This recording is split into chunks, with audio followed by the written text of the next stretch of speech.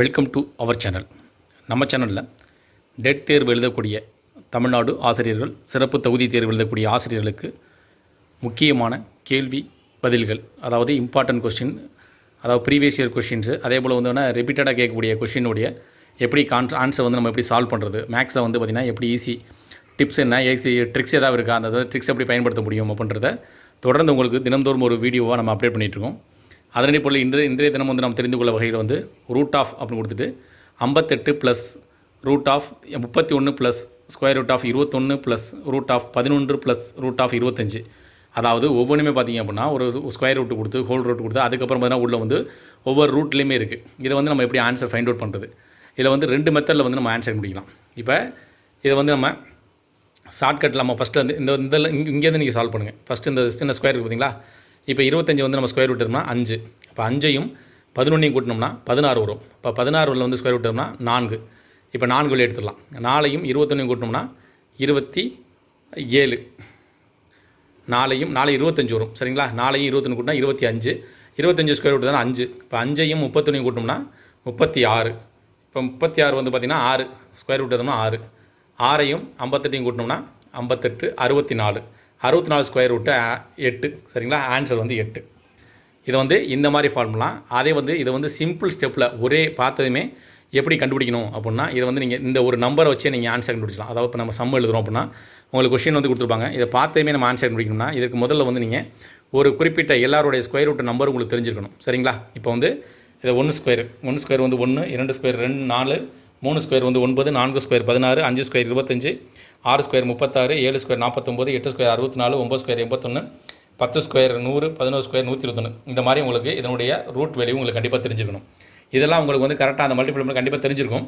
ஏன்னா அந்த root value எல்லாமே ஈஸியாக நம்ம கண்டுபிடிச்சலாம். இதை நீங்கள் தெரிஞ்சுக்கிட்டாவே எளிய முறையில் வந்து நம்ம ஆன்சர் கண்டுபிடிச்சலாம். இப்போ இவ்வளோ நேரம் பார்த்திங்களா ஒவ்வொரு ஸ்கொயர் ரூட்டாக எடுத்தோம், இதை எடுத்து சால்வ் பண்ணிட்டு வந்து பார்த்திங்களா, அந்த மாதிரி இல்லாமல் இதை பார்த்ததுமே இதுக்கூடிய ஆன்சர் கண்டுபிடிக்கலாம். இப்போ வந்து 58. சரிங்களா, இப்போ 58 ஸ்கொயர் ரூட் எடுக்க முடியுமான்னு பாருங்கள். 58 வந்து எடுக்க முடியாது. இப்போ 58க்கு பக்கத்தில் இருக்கக்கூடிய நம்பர் என்ன பாருங்கள். சரிங்களா, இப்போ 58 இதில் வந்து பக்கத்தில் என்ன இருக்குது, 49, 64 இருக்குது. சரிங்களா, 7 ஸ்கொயரு இல்லைனா 8 ஸ்கொயர் இதில் தான் இருக்கணும். அப்படின்றப்ப இந்த 7 ஸ்கொயர் 8 ஸ்கொயருக்கு நடுவில் தான் இருக்குது. அப்போ நீங்கள் வந்து 58 ப்ளஸ் இருக்குது பார்த்தீங்களா, இந்த மாதிரி ப்ளஸ்ன்னு கொடுத்துச்சுன்னா அடுத்த நம்பர், அதாவது அந்த 7 ஸ்கொயர் 49 அடுத்து 8 ஸ்கொயர் இருக்குது. இப்போ நீங்கள் அடுத்த நம்பர் எடுத்துக்கணும், அதாவது ப்ளஸ்ன்னு இருக்கனால நீங்கள் 64 எடுத்துங்க. இப்போ 64க்கு வந்து 8 ஸ்கொயருங்களா, அப்போ ஆன்சர் 8 ஆயிடுச்சு. இதுதான் சிம்பிள் ஸ்டெப். சரிங்களா, இது வந்து ப்ளஸில் இருந்துச்சுன்னா. இப்போ வந்து உங்களுக்கு மைனஸில் ஒரு சம் பார்த்துக்கலாம். மைனஸில் இருக்குது அப்படின்னா இதே மாதிரி 106 மைனஸ் நம்ம ஸ்கொயர் ரூட் மாதிரி சம் கொடுத்துருக்காங்க. இதை வந்து நம்ம மைனஸில் எப்படி கண்டுபிடிக்கணும், இதுவும் மைனஸில் கொடுத்துருக்கு. இதே இந்த ஃபார்மெட்டில் பார்க்கும்போது 106 வந்து எதனுடைய ஸ்கொயர் ரூட்டு பக்கத்தில் வருது அப்படின்னு பார்த்துங்க.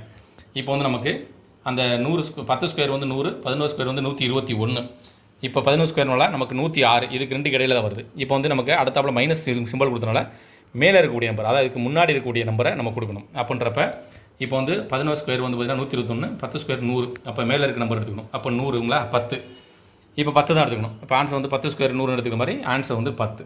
சரிங்களா, இதுதான் உங்களுக்கான ஆன்சருக்கான எளிய முறை மெத்தட். இப்போ இது மூலம் நீங்கள் பார்க்குறீங்க அப்படின்னா 25, இங்கே வந்து 9, 9, 81, 9 எடுத்துக்கணும்.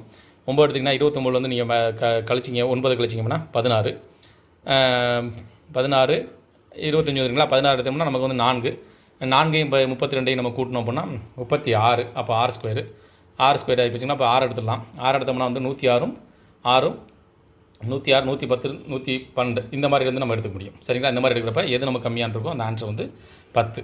அந்த 10 வச்சு நீங்கள் ஆன்சர் கால்குலேட் பண்ணி எடுத்துடலாம்.